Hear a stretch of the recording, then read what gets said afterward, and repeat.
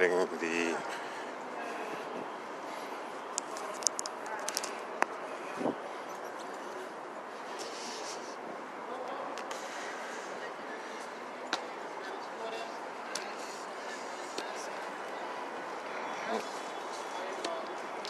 organizer, top watcher for 25 years. I've been a part of using cameras to document police engagement with our communities in Brooklyn specifically. I've been a part of supporting a group of protesters that you see behind me who were brutally, violently approached, manhandled, beaten for practicing their First Amendment right to free speech and to assemble and to protest. And they were nonviolent, and we encountered and documented police violently approached them without warning, without provocation. There was no instigation. These were peaceful protesters. Out of the 86 who were arrested, we understand that one was charged with resisting arrest. So what sort of violence are they claiming existed that day that they needed to arrest our people this week? So we will be releasing videos. Make sure we're going to send this out to you guys digitally. So once I go out to the side and everyone else starts speaking, before the press conference over, give me an email address and we'll send you the digital files that are uncompressed video files that you guys can use for your story. So again, Dennis Flores, I want to present to you guys first to speak, is our civil rights attorney, David Rankin, who is going to be representing us and making claims against the police.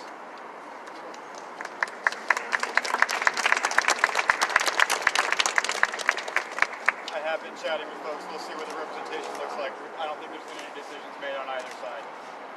I think it's important for everyone to realize that these are peaceful protesters, and it's incumbent upon the police, when they're arresting people that are not resisting, that are not charged with violent crimes, that they use the minimum force necessary. Not up here, down here. These are protesters that are concerned about what we have learned about ICE.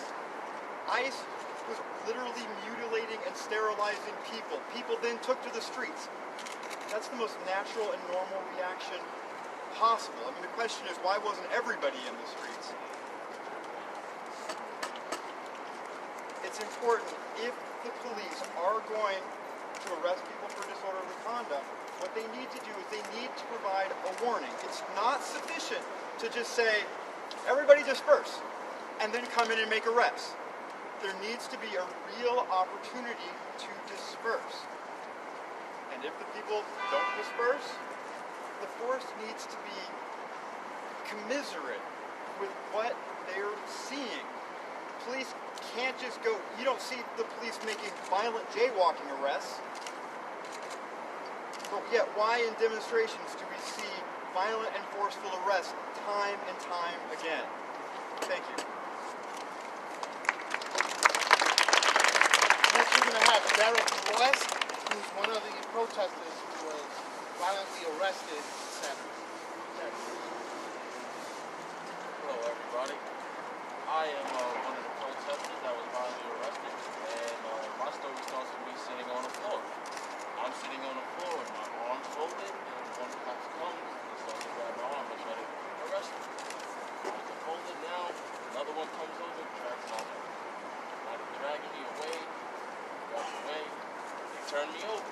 Now they turn me over, I'm on my stomach. Now they're dragging my face on. This is why I have to cut right here. They slam my leg on the floor. Now I have 3 officers on top of me. One is using his body weight to shoot shoulder on my head. Another one on my leg. Other one twisting my arm, feeling like he's about to dislocate my shoulder. While he's twisting my arm like this way, he's leaning me on my right arm, yelling and cursing at me to give me my other arm, which is impossible. I am the person that got charged with resisting arrest. That is a crazy charge. No such thing as a resisting arrest. I'm resisting pain. I'm in pain. That's what I'm resisting. And it's amazing because I get resisting arrest, and my other people resisting arrest.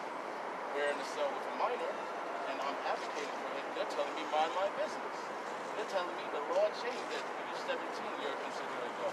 White shirt told me that. The captain. You're finna lie in my face. I don't believe your reports. It's a false report.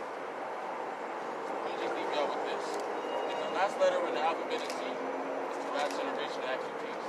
That's it. Next up, Squad A, Luis Galloway is coming up to speak.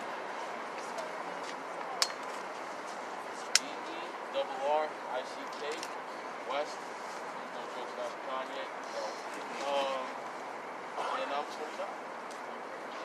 So Luis, come through, brother. My name is Luis Galilei, that's Luisgalilei, 27 Harlem. I was part of the first group that was violently arrested. As soon as we stepped foot onto the crosswalk, they began to play the recording. And once they played the recording, they waited no sort of time for us to get off, and they charged us. And videos will show that they not only charged us from the front, but they signaled from the back to charge us. This protest was surrounded by hundreds of officers. Hundreds of officers, bike cops, white shirts, foot patrol, and they surrounded maybe 12 bikers from the back and the front. They threw us onto the ground. You can see video of me getting my head slammed into a city bike, to when I told the cop, "You're pushing me into a city bike," and then the other cop ripped the city bike from under me, cutting me under the tricep. They put my into the sidewalk, and then after that, after I said I wasn't resisting, they then proceeded to put their knees on my back. There's not much more I can say that's not on video because we had a lot of people recording that day, but what I will say is the pathetic excuse that they gave when I asked them why they were doing what they were doing. I asked them why they attacked us, and they told us that we can't stop traffic because we could get hurt. And I told them, you hurt us. Who are you protecting and what are you serving when you attack people exercising their First Amendment rights? That is the main question that I had for them, and they had no sort of answer. I won't forget what happened that night. I won't forget the amount of officers it took to take down men and women, citizens in New York, who were simply peacefully protesting. And there was no police contact before this to have any sort of discourse before any of this happened. This was a planned attack on peaceful protesters. Thank you again. My name is Luis Galilei, 27 Harlem.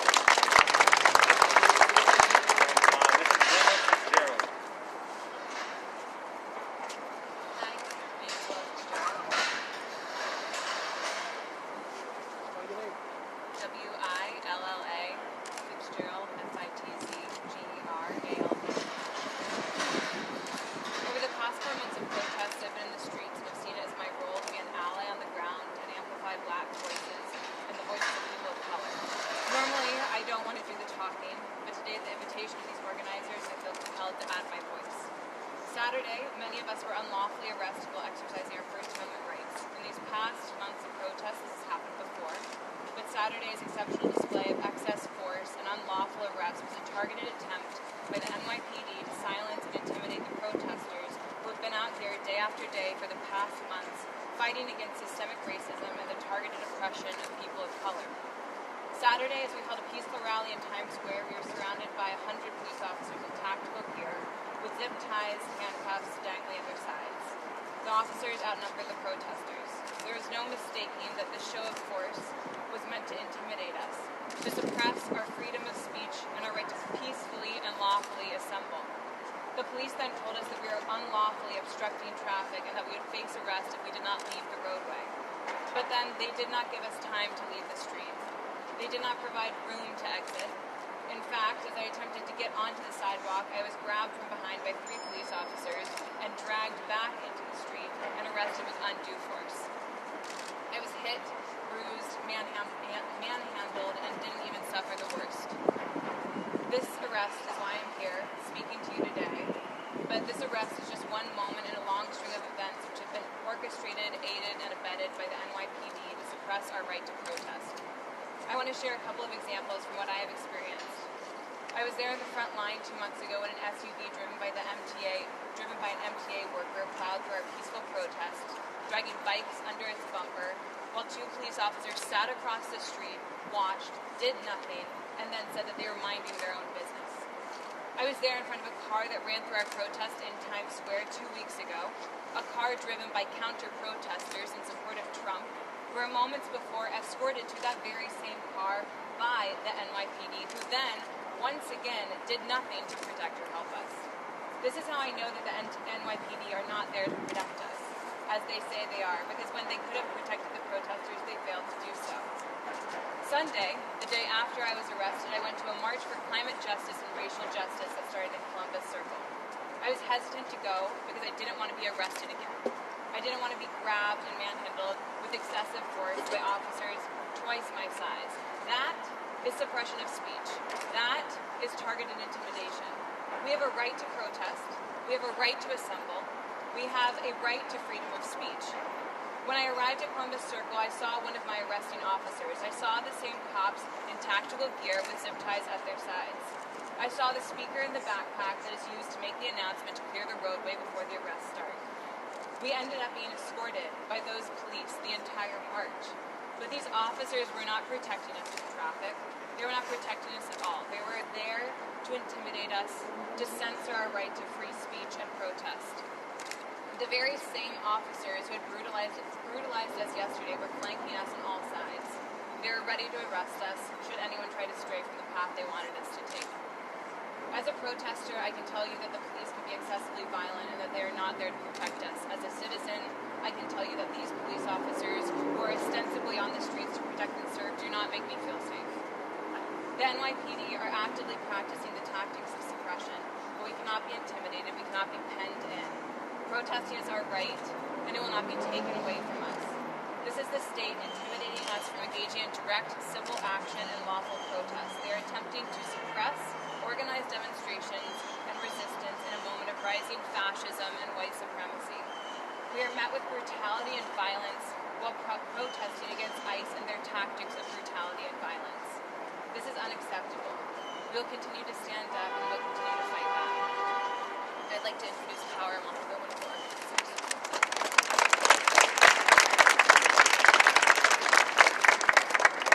My name is Power Malou, P-O-W-E-R-M-A-L-U.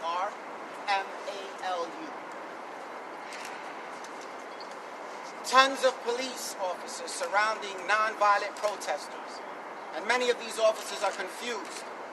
They know that what they're doing is wrong, but they're afraid to speak up because they might get reprimanded.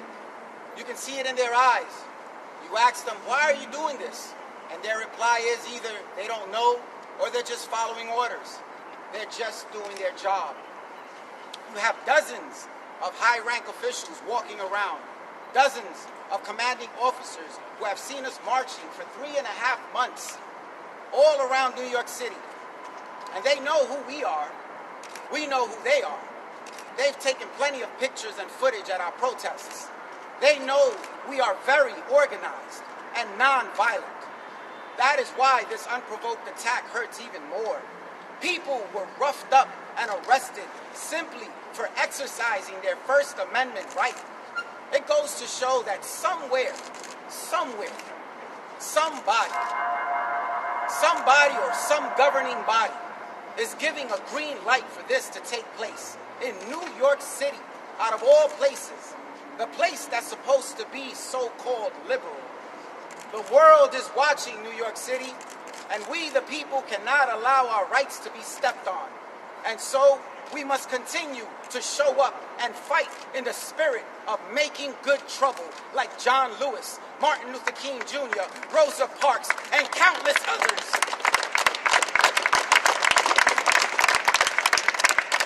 Countless other heroes that were once targeted, villainized, and arrested for exercising their First Amendment right. We went from having 0 arrests at our protests, rallies, marches since May 29th to having 86 arrests in one Saturday afternoon. We are no longer looking at Mayor de Blasio. We are looking past him and towards the candidates running for mayor next year. We are looking at those 35 city council positions, those positions that need to be filled next year.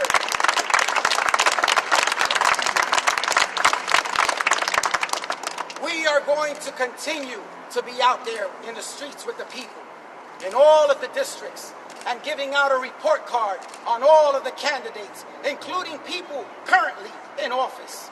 So let this be a notice to everyone running for position. If you don't have the people's best interest at heart, and you're not willing to represent the people's demands, then we suggest, instead of trying to run for office, you run far, far away, because we the people don't want you, and we the people will not be voting for you.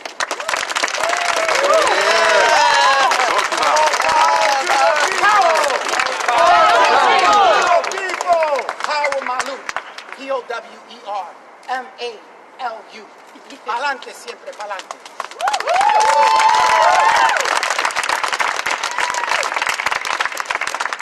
Next, we're going to have Acevedo.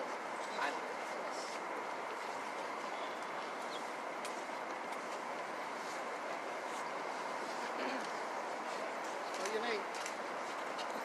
My name's Andrea Acevedo, A-N-D-R-E-A-A-C-E-V-E-D-O. On Saturday, September 19th, I was one of the 86 people arrested for peacefully protesting to abolish ICE in Times Square. The point of our protest was to raise awareness and educate people of the horrifying facts of what is truly going on in ICE immigrant detention centers. In Georgia, gynecologist Mahendra Amin performed hysterectomies on patients without their consent. That is mass sterilization. We have been peacefully protesting for 115 days against police brutality since the death of George Floyd. Before our march even began, NYPD were present and began making arrests. This is a violation of our rights. We locked arms and walked, but were met with more unnecessary aggression from NYPD. Here we are protesting police brutality, and we're being met with exactly more of that. When the moment came for my arrest, I was grabbed from the floor, breaking my nails, cuffed while bleeding from my finger, and jammed into a bus along with 30 fellow protesters, including minors. A bus fit for 15 people. Needless to say, they did not take any COVID precautions. The conditions inside the cells were unspeakable, and they failed to provide us with water. I was finally released 7 hours after my arrest and given 3 summons for walking on a roadway and disorderly conduct. Doesn't the NYPD have anything better to do? All this isn't compared to what these immigrant women are enduring simply for wanting to survive. I'm an immigrant. We came here from Colombia for a better life, and I can tell you, no one leaves their current situation to go through hell unless where they are is worse than hell. I can't go back to brunch, knowing that while I get to go back home to my kids and my husband, these women do not. And while I get to see another day of life in the land of the free, Breonna Taylor, Eric Garner, Sandra Bland, George Floyd, and the many who have died at the hands of police brutality do not. Andrea Acevedo, ACEVVD.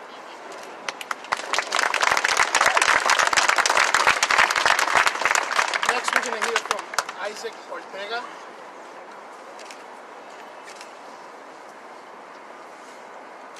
My name is Isaac Ortega, I-S-A-A-C, last name O-R-T-E-G-A.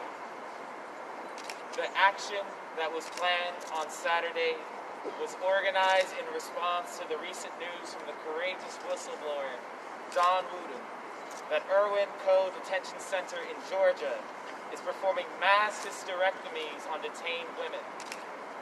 We were prevented from proceeding with our nonviolent march by the New York City Police Department. As an organizer for this event, for this action, I went to speak with the head cyclist in charge of all of our cyclist protesters, who are tasked with keeping the marchers safe by redirecting traffic. After exchanging information with one of our organizers, I began to walk away as I heard the NYPD blast an order to disperse over one of their long-range acoustic devices. Moments later, I stepped onto the sidewalk when I heard yells behind me, and I turned to see all of the cyclists, many of whom I've gone to know personally and am friends with, get tackled to the ground, shoved onto their bikes, and otherwise pinned to the ground by the weight of so many officers. By my count, there were at least 5 arresting officers to a single protester.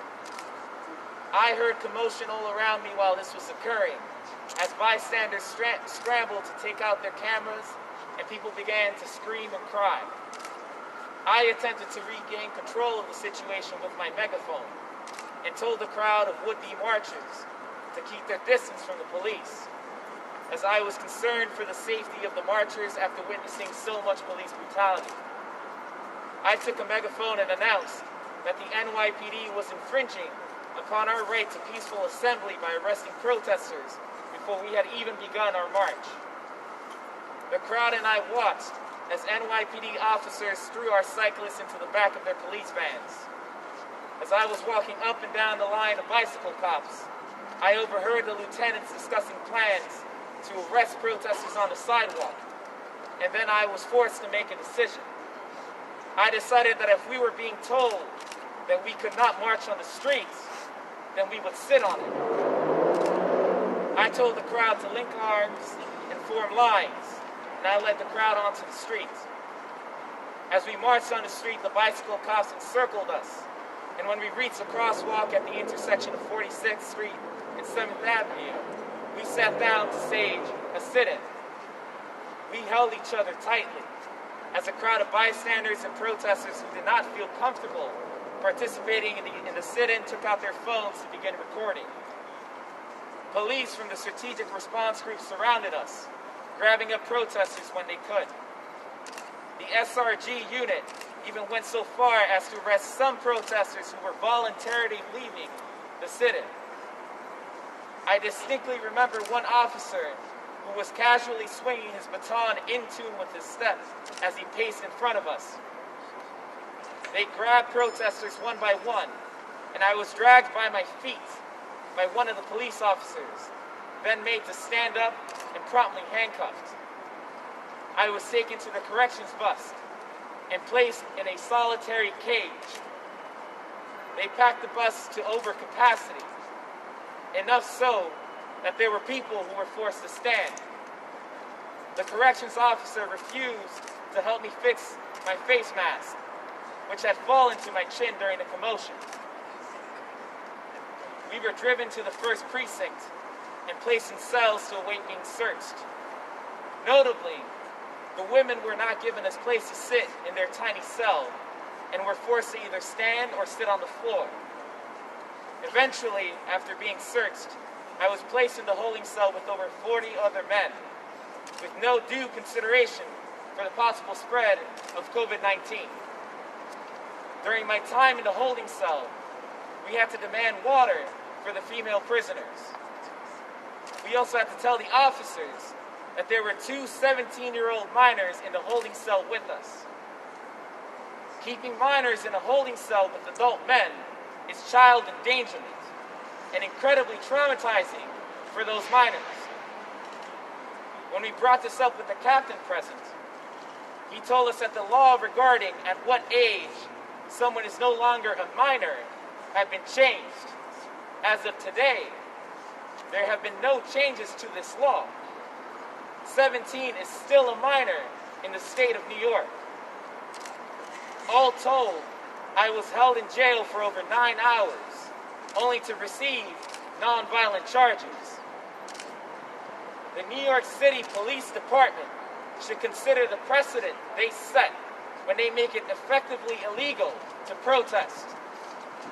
The rights to peaceful assembly and free speech are held in high esteem in both American legal doctrine and American culture. The actions of the NYPD are in violation of these rights we hold dear and prove to be profoundly un-American.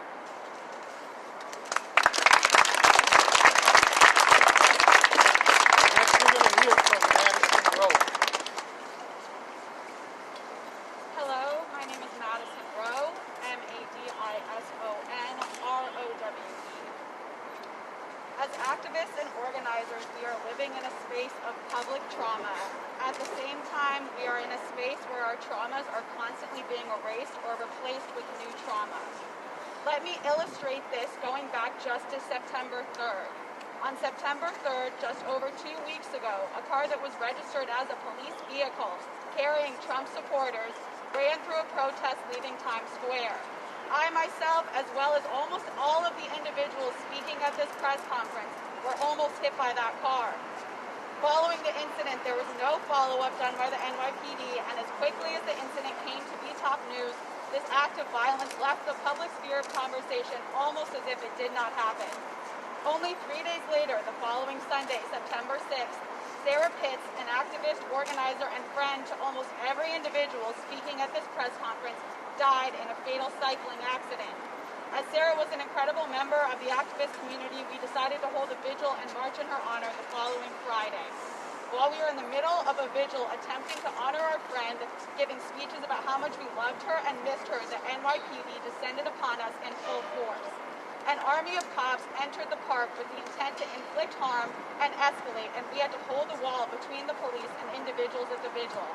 None of us were able to properly mourn our friend because we were subjected to another incident of physical, emotional, and psychological trauma as we were assaulted by the police and had to stop our mourning in the face of excessive violence perpetuated by the NYPD. In the days that followed, we watched as the police began to handle protests with escalating force and as they began to specifically target organizers. And then on Saturday, September 19th, 86 peaceful protesters were violently arrested for protesting the mistreatment and forced sterilization suffered by people in ICE custody. We were peacefully protesting in the streets as we have been for the past several months when we were brutally attacked by police officers who threw us on the ground and handled us with extreme violence and again the desire to cause harm. While we were again speaking out against immense traumas experienced by immigrants at the hands of ICE, we were then ourselves subjected to violent trauma. We are constantly being subjected to various manifestations of trauma. Whether it is speaking about murder and oppression while we continue to learn about new atrocities happening at the hands of police and other law enforcement agencies, or being subjected to violence and intimidation by those same bodies of law enforcement, we live these traumas every day. What I have recounted above only covers the last 2 weeks of my protesting, but hundreds of us have been in the streets for months, and each and every one of us has pages upon pages that could be filled with the damages done at the hands of police. This recreation of harm perpetuated by the NYPD and law enforcement across the country not only contributes to physical trauma, but also psychological and emotional trauma. We cannot ignore the toll that this trauma takes on all of us. It informs how we get to wake up in the morning, how we feel when we walk outside, where we go during the day, and whether or not we feel safe going to sleep. This trauma, created and reinforced by the NYPD, has come to be so embedded that we don't even recognize it as trauma anymore. It has become normalized to worry about yourself and your friends being attacked, beaten, intimidated, and arrested by the police. We must recognize that the NYPD has created a culture where it is acceptable, if not encouraged, for officers to continue to assail and intimidate peaceful protesters who seek to advocate and educate communities across the city. Let us label this harm so it does not become erased. As far as I am concerned, the NYPD is responsible for committing state-sanctioned domestic terrorism. And every day they continue to attack peaceful protesters. They are seeking to traumatize us into silence. But I can guarantee you that no one here intends to stop speaking up and speaking out until we dismantle and abolish the entire system of policing as it stands today.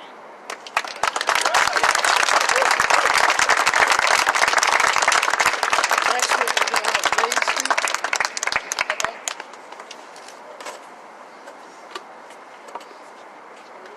My name is Blaze Bayon, Blaise Beyhan.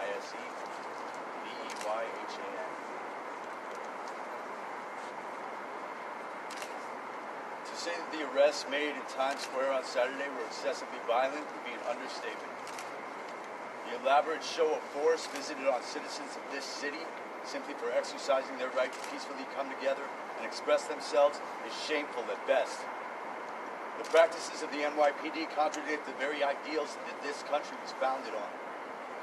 These actions of police brutality, so flamboyantly displayed and captured on camera with every passing moment, are not new. They have been taking place since the inception of the system designed to benefit the few and control and enslave the many. On Saturday, I and others in my community were told to get on the sidewalk and not given ample time to do so before being brutally detained. After being taken into custody, myself being held for over 10 hours without a phone call in an overcrowded cell with no opportunity to socially distance, having to beg for water for hours and not ever provided enough cups so that we could even drink. After some hours had passed, we were given expired single servings of cereal, and a large crate of milk was placed just outside our cell, but never distributed and left there out of reach for the duration of our stay. For anyone who has been in the system and done time, these are not newsworthy details. The police are trained to treat those they repress and imprison, most of which are people of color, worse than common house pets. Upon realizing there were minors in holding with us, we had to plead with the police for hours to release these children. We insisted that they let them go. None of what I have said should be a revelation to anyone. There are people who live in constant repression in this country and have for generations. We have been asleep for too long. We have valued commerce over the sanctity of life, and in doing so, we killed the planet and all living things on it. I would like to take a moment to address the police officers themselves who put hands on me. I forgive you. I wish you no ill will. I pity you. You have been given such a limited repertoire. Like a dog trained to bite, you have not been given the chance to learn anything but violence. The system that fails us failed you too.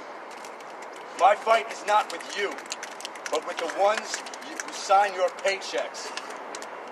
I can only hope for the day that you realize this, that we are on the same side, and I hope that that day comes before it's too late.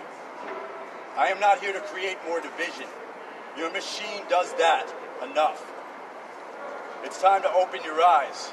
No one is exempt. Wake up. Wake up. This is your fight, too.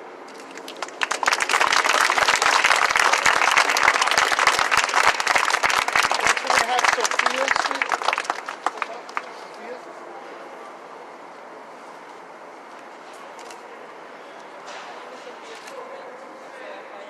Spell your name.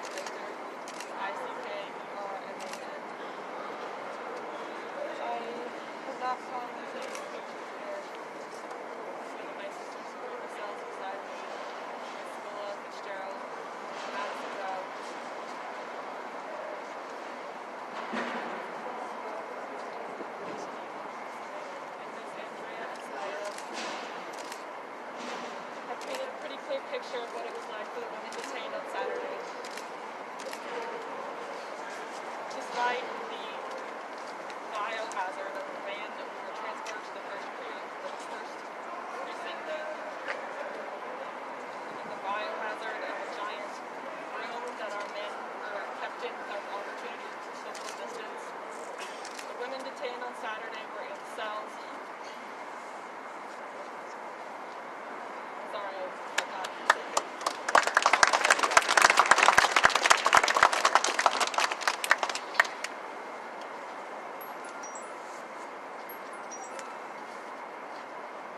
Protesters were given the privilege and comforts of each other in the extremely emotional, traumatizing day that was this Saturday. Women like myself, like the sisters who stand behind me, were in cells alone for hours, without water, begging the officers walking past us without masks for water and for cups. When not given water or cups or food for hours.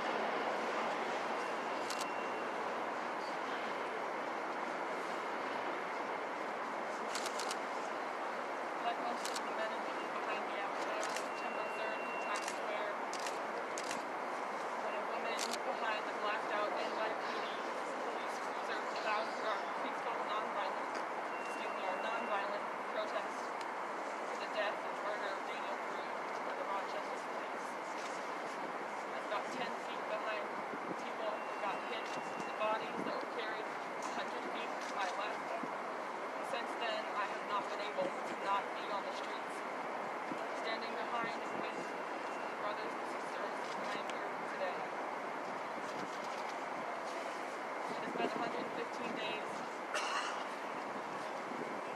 and we're not close to stopping. Not even close. Immigrant lives matter. Immigrant women matter. Their reproductive rights, their lives, possible life, that they have the opportunity to choose, matter. We are here to fight for the women who can't fight for themselves. We are here to fight for voices who don't have anyone to fight for them.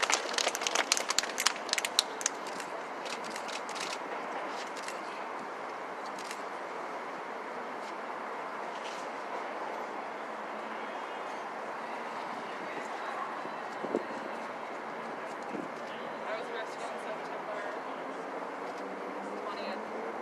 My hands were fried, brothers beside me. I was grabbed by my legs and I was dragged across the pavement. I was given metal handcuffs, while I might add, the allies of the conspirators with me, the white allies of the white co-conspirators with me were classed as zip ties.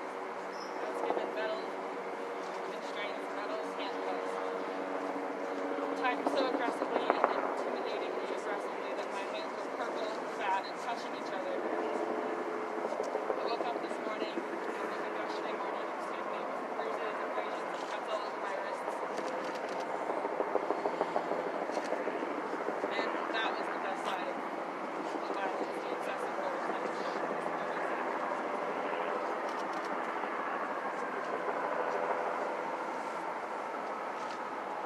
Thank you all for standing here while I find my words today. We're not close to done.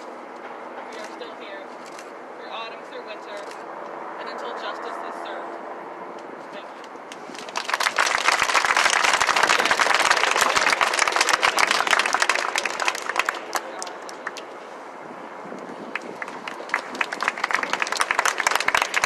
Finally, we're going to have Brooklyn. Step up.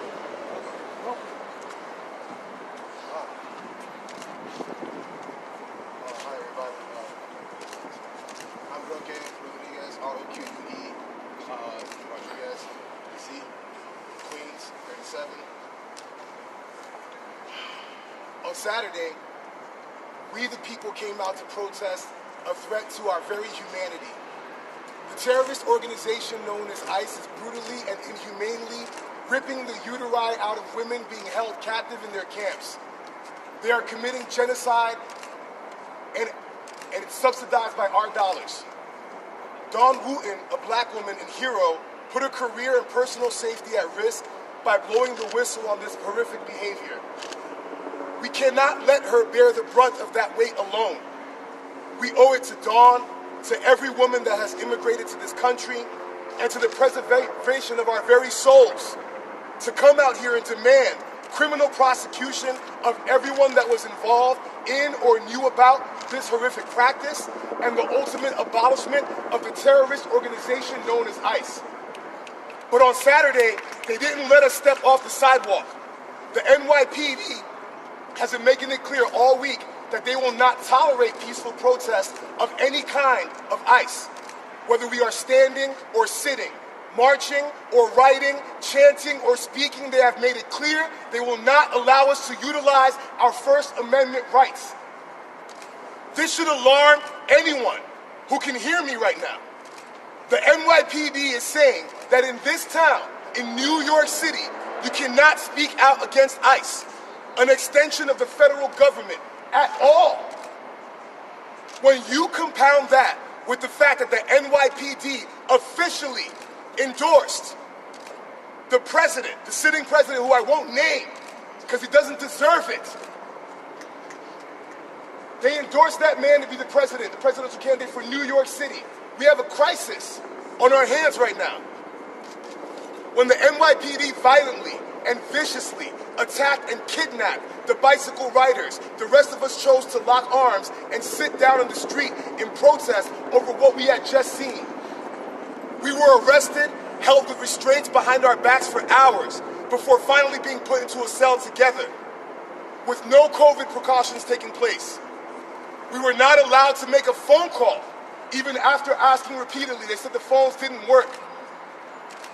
They locked us up along with 2 minors that they refused to relocate, in spite of our repeated pleas to do so. The water dispensers in the cells did not work, although we were occasionally given water but not enough cups. The sandwiches they threw at us were absolutely inedible, and not anything you would feed to a human or to an animal. They processed our paperwork and made the majority of us sit in the cell for hours after they had processed it, waiting for exactly 11 o'clock to let out the rest of the 30 people, to clock in more overtime or whatever it is that they were trying to do by doing that, by holding American citizens in a cell longer than they needed to. Who does the NYPD serve? Are they just an extension of the federal government led by a spoiled, evil, small-minded despot? Or are they here to protect and serve the beautiful, hard-working people of New York that have made their way here from all over the world? Who do they serve? And for those of you who are not actively engaged in fighting for the abolishment of ICE and the defunding of the NYPD, I have to ask, what are you waiting for? What is it going to take? They are sterilizing women. My mother's an immigrant. My father's an immigrant. My whole family is immigrants in this country. If they fucked up their paperwork and got transferred to one of these fucking camps, what would happen? Are they going to sterilize those women too? What are we talking about right now? Honestly.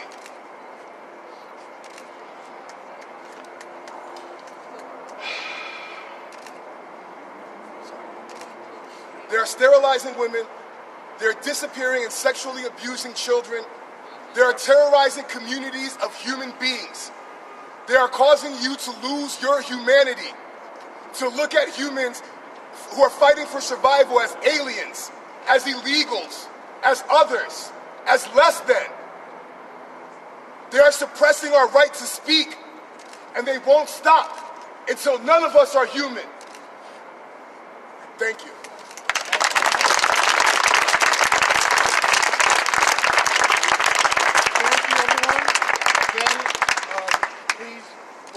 Our press release, the phone number on the press release, you can text your email address, and we'll send you so you can download the digital files for videos that we're releasing today that shows the violence that the NYPD committed Saturday.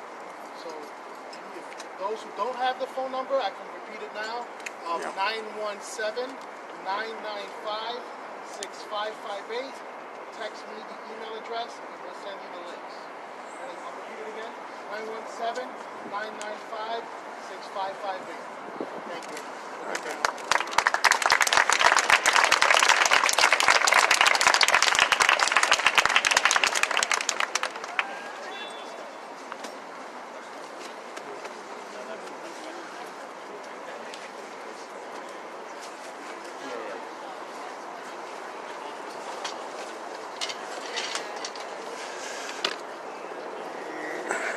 Okay, guys, there you have it. A lot of you remember on Saturday, I had just made it up there, and I did tell all of you to check out the tweets that were going out when shit was going down. Most of you also know that it wasn't an isolated. Also, 2 days before and then the night before behind the World Trade Center, and then also at Washington Square Park. So it's been a continuous process, which is one of the reasons why I wanted to make it down here. And most of you know I don't do a lot of press conferences, but I just figured this is something you guys might want to be aware of, so I wanted to make sure to be here. I'm going to go ahead and take stream down. You know, I'm not great on doing interviews and all that stuff. It's just not me. I'm going to be sharing this out through Occupy ICE network stuff. So if you're already sharing it out, thanks. Other than that, I will see you guys on the front lines. If anything goes down separate from this, other places today, then I'll be up live then. Solidarity forever. See you guys on the front lines, and I maybe swing down to DC just to check on what's going on down there at McPherson. Just also because a number of people that were part of Occupy DC and some other groups I know are involved with what's going on at the park. I just want to get a feel for it. So if you don't hear from me in New York, that means I'm in